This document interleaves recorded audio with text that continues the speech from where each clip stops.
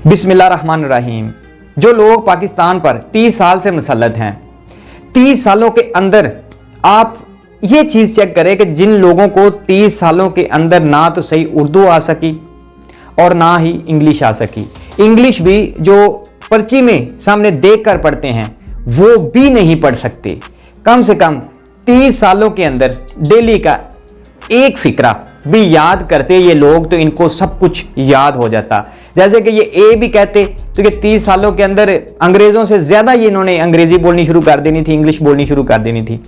लेकिन एक अफसोस की बात जो है कि हमारे जो पाकिस्तान का प्राइम मिनिस्टर है वो एक तकरीर कर रहा है और डिफ़ॉल्ट की तो बातें ज़ाहिर है कि सोशल मीडिया पर भी चल रही हैं, पूरी दुनिया में चल रही हैं कि पाकिस्तान डिफ़ॉल्ट की तरफ जा रहा है, पाकिस्तान डिफ़ॉल्ट की तरफ जा रहा है। तो वो पहले तो बड़े तकरीर करता रहा डिफ़ॉल्ट, तो बाद में किसी से पूछता है कि हजूर डिफ़ॉल्ट को उर्दू में क्या कहते हैं, तो वो कहते हैं जी दिवालिया कहते हैं। तो ये खबीज़ इंसान लोगों को ये नहीं पता कि पाकिस्तान को दिवालिया कर दिया है और अभी इन लोगों के ज़ुबान पर दिवालिया का लफ्ज़ नहीं आ रहा, क्योंकि मेरे पाकिस्तान की कंडीशन और पाकिस्तान को दिवालिया करने में इन लोगों ने कोई कसर नहीं छोड़ी। और ये देखें 30 सालों से इनका ये इमेजिन करें कि अगर पता नहीं समझ से बाहर है कि ये जब बाहर के मुल्कों में जाकर इन्होंने अपने साथ कुछ 3-4 कोई ट्रांसलेटर रखे होते हैं कि भाई हम ये कहेंगे तो आप उनको करें। ये मतलब एक पाकिस्तान के प्राइम मिनिस्टर को या ऐसे बहुत सारे पाकिस्तान की सियासत के अंदर लोग हैं कि जिनको सही से उर्दू नहीं बोलनी आती। आप देखें कि ये जब बाहर के मुल्कों में जाते हैं तो ये वहाँ पर मतलब क्या करते हैं कि मतलब सऊदीया में आए, यहाँ पर ज़ाहिर है कि अरबी है, इंग्लिश कम बोली जाती है, तो ये समझ से बालातर है। या अगर किसी और मुल्क में जाते हैं, जैसे कि इमरान खान साहब आता है, वो मतलब पर्ची के बगैर ही घंटा 2-2 घंटे तकरीर कर जाता है। तो इन लोगों को पर्ची देखकर सही तरह मतलब एक खिताब नहीं करना आता कि भाई कैसे करते हैं। एक मौजूदा जो एक प्राइम मिनिस्टर है पाकिस्तान की, उसकी बड़ी वैल्यू होती है, पूरी दुनिया उसको देखती है। इनकी समझ नहीं आ रही कि ये क्या कर रहे हैं। तो दूसरी बात है कि पाकिस्तान, अल्लाह ना करे कि पाकिस्तान डिफ़ॉल्ट की तरफ जाए, और हो भी नहीं सकता।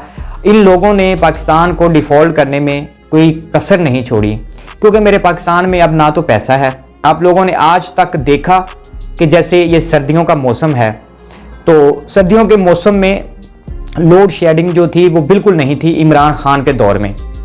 हकीकत में ऐसे है ना, 2018 से लेके आगे तक देखें अगर आप तो लोड शेडिंग नहीं थी। गैस की अगर थोड़ी बहुत अगर होती थी वो है थी, लेकिन मतलब बिजली तो आती थी हर वक्त। इन लोगों के नज़रिए आप चेक करें कि इमरान खान साहब तो सिर्फ 3-3.5 साल रहा, और ये 30 सालों से वो जो पिछला जो गंद है ना वो भी इमरान खान साहब पर डाल रहे हैं कि जो कुछ किया है ना इसी ने किया है। और जैसे आजकल एक तस्वीर सोशल मीडिया पर बहुत ज़्यादा वायरल है, वो जो साबका प्राइम मिनिस्टर यानी कि इमरान खान साहब की जो बीवी थी रेहाम खान, ज़ाहिर अब उसने तीसरी के पता नहीं 4-5वीं शादी कर ली है। वो बिलाल मिर्ज़ा साहब ने जो ट्वीट की कि उसने कहा कि इमरान खान ने आगे भी गलत किया, पीछे भी गलत किया, खाना ख़राब कर दिया।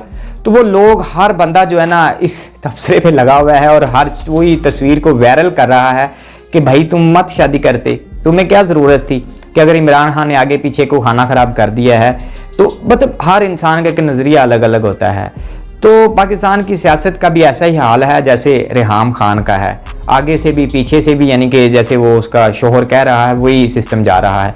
बहरहाल खैर जो भी है, इन्होंने पाकिस्तान के अंदर तो इलेक्शन करवाने नहीं जल्दी, क्योंकि वो नज़र आ रहा है, ये देख रहे हैं कि पाकिस्तान डिफ़ॉल्ट कब हो और ये यहाँ से सीधा फुर हो जाए। इनके पास ऑप्शन यही है, ये फुर के बगैर इनके पास कोई काम नहीं है, क्योंकि ये पाकिस्तान के साथ इतने मुखलस तो है नहीं है कि ये पाकिस्तान की बेहतरी के लिए कुछ करें। बस ये है कि ये पाकिस्तान का ये जो अभी थोड़ा बहुत माल बच गया है इसको उठाएं और बाहर के मुल्कों में फेंक दें। तो इनको एहतियात करनी चाहिए, पाकिस्तान के बारे सोचना चाहिए।